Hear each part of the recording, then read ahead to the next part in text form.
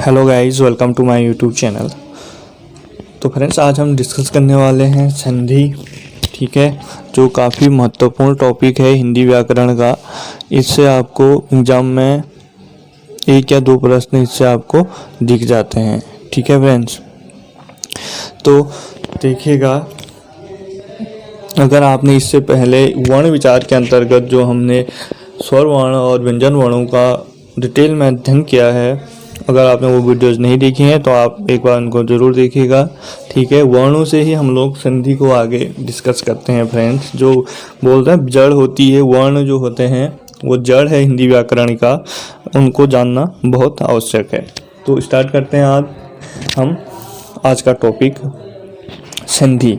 तो सबसे पहले फ्रेंड्स, अगर मैं संधि की बात करूं, अगर मैं संधि का शाब्दिक विच्छेद करता हूं तो मेरे पास आता है, देखिएगा, समधनि, समधि। ठीक है, ये इसका शाब्दिक विच्छेद होता है। अगर इस शाब्दिक विच्छेद की अर्थ की बात करता हूँ तो उसका अर्थ हो जाता है मेल या मित्रता। ठीक है, मेल या मित्रता। ठीक, अब देखो, मेल और मित्रता किसका होता है फ्रेंड्स? मेल से हम संधि में क्या होगा, वर्णों का मेल होगा। ठीक है, वर्ण का मेल होगा। ठीक है, और वर्ण मैंने आपको बताए थे 2 प्रकार के होते हैं, एक होता है स्वर वर्ण और दूसरा होता है व्यंजन वर्ण। ठीक है, देखिएगा, तो वर्ण जब दोनों को साथ में ले रहे हैं, इसका मतलब स्वर का भी स्वर का मेल भी होगा, व्यंजन से व्यंजन का मेल भी होगा। ठीक है, जितने भी वर्ण हैं उनके मध्य जो मेल होता है या मित्रता होती है, उनको हम क्या बोलते हैं?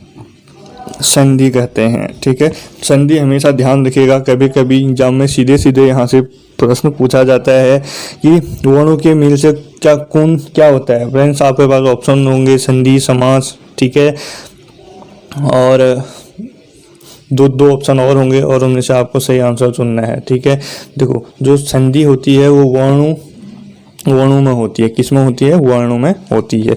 अगर हम इसकी परिभाषा की बात करें, अगर हम संधि की सीधे परिभाषा की बात करते हैं तो परिभाषा देखिएगा, एक लाइन हम परिभाषा लिख सकते हैं।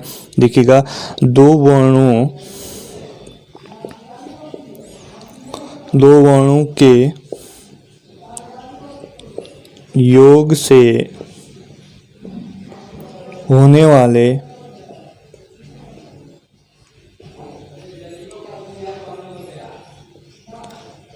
वाले बदलाव या विकार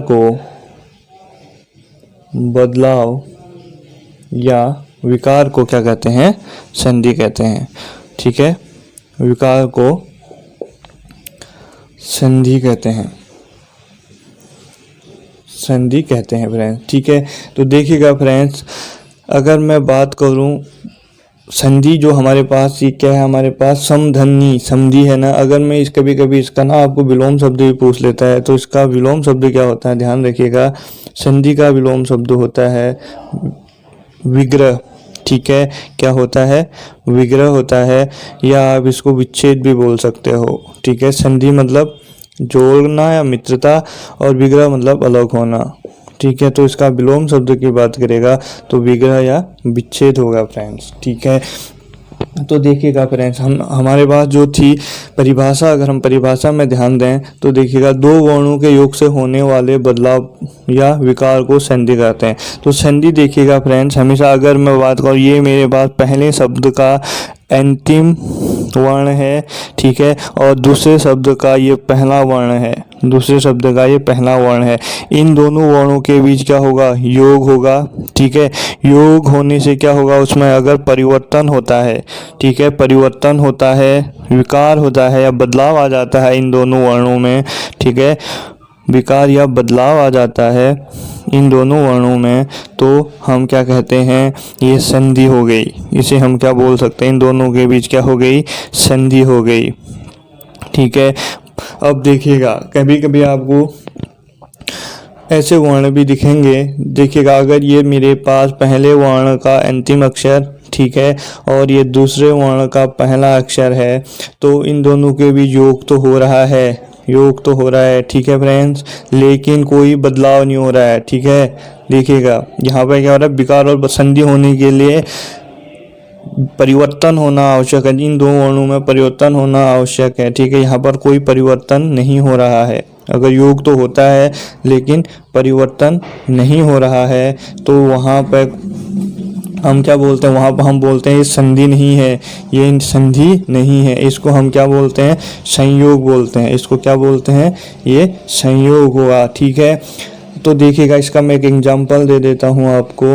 अगर मैं ले लेता हूँ पान वाला, ठीक है, देखो पान वाला का अगर पान और वाला, ठीक है, अगर इसका देखिए ये हो गया मेरा पान हो गया और ये वो हो गया, इनके योग से क्या हो रहा है, कोई भी परिवर्तन नहीं हो रहा है। क्या हो रहा है, कोई भी परिवर्तन नहीं हो रहा है, तो इसको हम क्या बोलेंगे, संयोग हो रहा है, इसको हम संधि नहीं कहेंगे फ्रेंड्स। ठीक है, अब हमारे पास देखिएगा दो प्रकार के आते हैं, गौण संधि या उसको हम छद्म संधि भी कहते हैं और एक प्रधान संधि भी कहते हैं फ्रेंड्स। ठीक है, तो सबसे पहले आप इसको समझिएगा, फिर हम आगे की ओर बढ़ते हैं।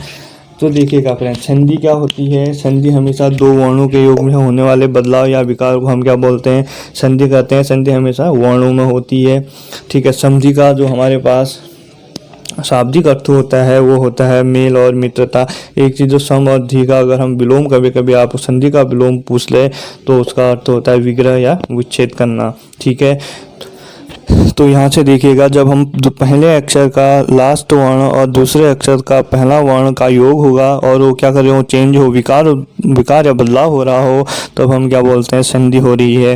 अगर हम बोलें देखो योग हो रहा है लेकिन कोई परिवर्तन नहीं हो रहा है, तो वहाँ पर क्या होता है, संयोग होता है। ठीक है फ्रेंड्स, तो फ्रेंड्स इसको अब हम मिटा देते हैं, चलते हैं आगे की ओर। ठीक है,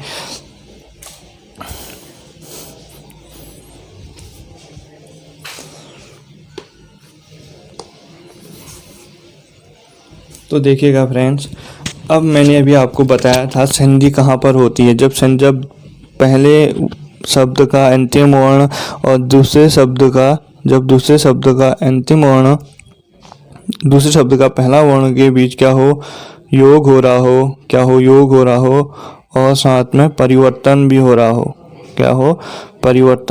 मतलब विकार उत्पन्न हो रहा हो, तो यहाँ पे क्या होती है, संधि होती है।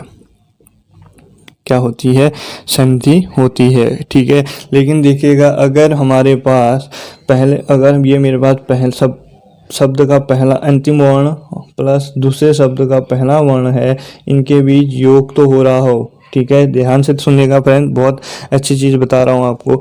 यहाँ पे क्या हो रहा हो, योग हो रहा हो। ठीक है, योग हो रहा हो, लेकिन परिवर्तन भी जहाँ जिन वर्णों में योग हो रहा हो, परिवर्तन भी उन्हीं में हो रहा हो, अपने में ही परिवर्तन हो रहा हो। ध्यान से देखिएगा फ्रेंड्स, अपने में ही परिवर्तन, अपने ही स्थान पर क्या हो रहा हो, परिवर्तन हो रहा हो।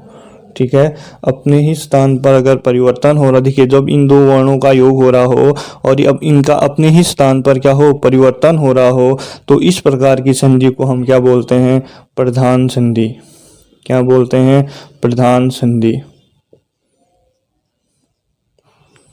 ठीक है, इस प्रकार की संधि को हम क्या बोलते हैं, प्रधान संधि बोलते हैं। ठीक, अब देखिएगा फ्रेंड्स, अगर हम बात करें, ये मेरे पास पहले शब्द का अंतिम वर्ण है प्लस ये मेरे पास दूसरे शब्द का पहला वर्ण है, इनके बीच क्या हो रहा हो, योग हो रहा हो या विकार, योग होने के बाद क्या विकार और परिवर्तन हो रहा हो, परिवर्तन भी हो रहा होगा ना, लेकिन कंडीशन कहाँ पर है, परिवर्तन अपने में नहीं हो रहा, कहीं दूसरी जगह परिवर्तन हो रहा है, कहीं दूसरी जगह परिवर्तन हो रहा हो, कहीं दूसरी जगह, अब इन वर्णों के अलावा कहीं दूसरी जगह क्या हो, दूसरी जगह विकार उत्पन्न हो रहा हो। ठीक है, विकार या बोल सकते हैं बदलाव, विकार या बदलाव हो रहा हो, दूसरी जगह बदलाव हो रहा हो। ठीक है, तो उस संधि, इस प्रकार की संधि को हम बोलते हैं गौण संधि। क्या बोलते हैं, गौण संधि, या आप इसको बोल सकते हो छद्म संधि। ठीक है, यहाँ इसको बोल सकते हो आप छद्म संधि।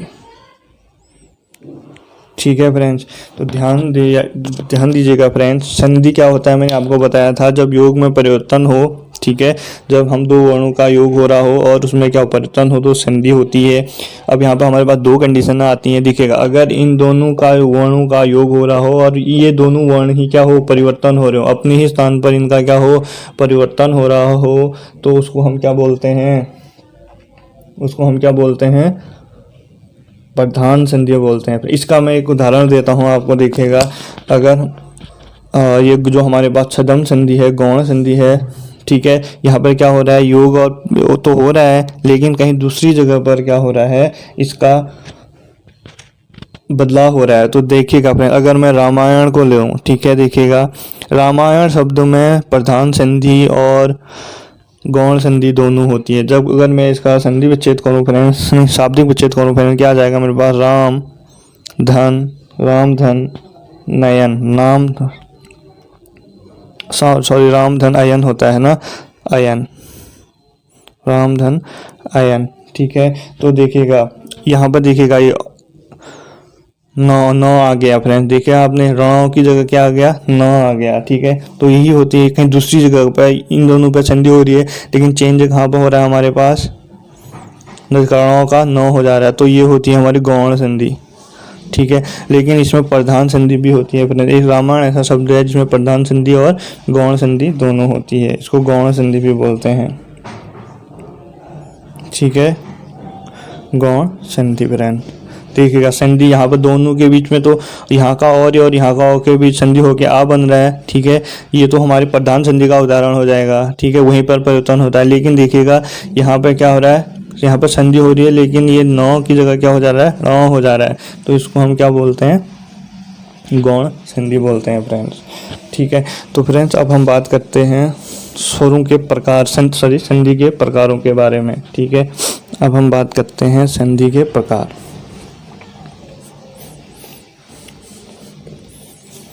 देखिएगा संधि के प्रकार,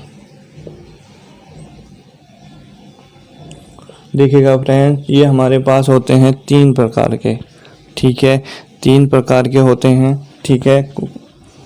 और देखिएगा जो संधि होती है ना, संधि किन के बीच होगी वर्णों के बीच तो होगी ना, वर्णों के बीच होगी, और वर्ण हमारे पास क्या होते हैं स्वर वर्ण भी होते हैं और व्यंजन वर्ण भी होते हैं।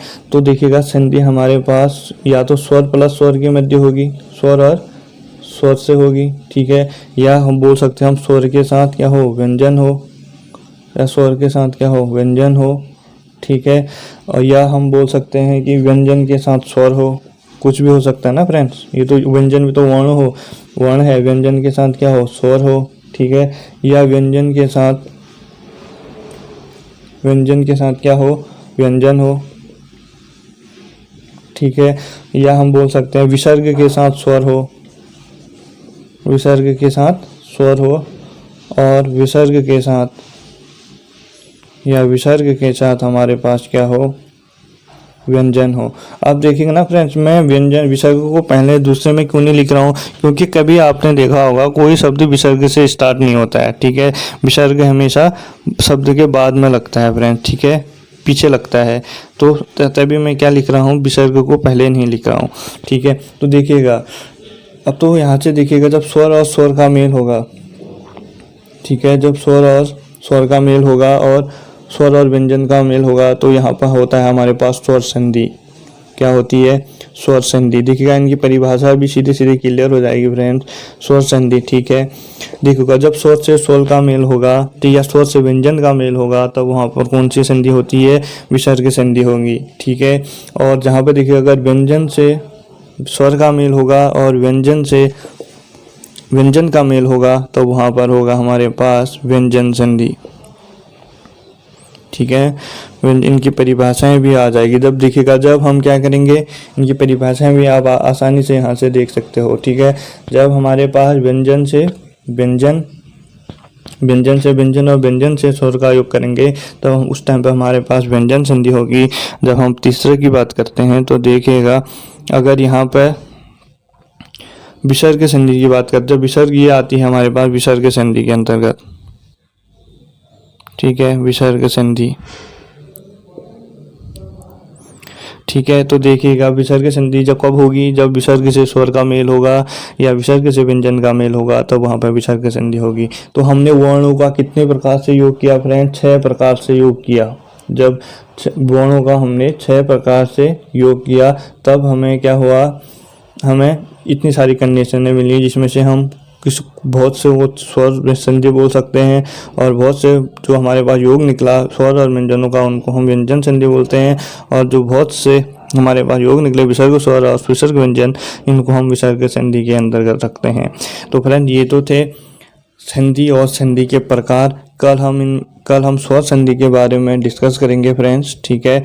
इसमें अलग अलग पार्टों में मैं आपको बताऊंगा। नॉर्मली अगर आपको बता दूं, स्वर संधि को हम 5 प्रकार होते हैं। अगर मूल भाषा में अगर बात करें, स्वर संधि को 7 भागों में बांटा जाता है, लेकिन अगर हम बात करें हिंदी में, हिंदी भाषा में इन्हें सिर्फ 5 भागों में बांटा जाता है, ठीक है।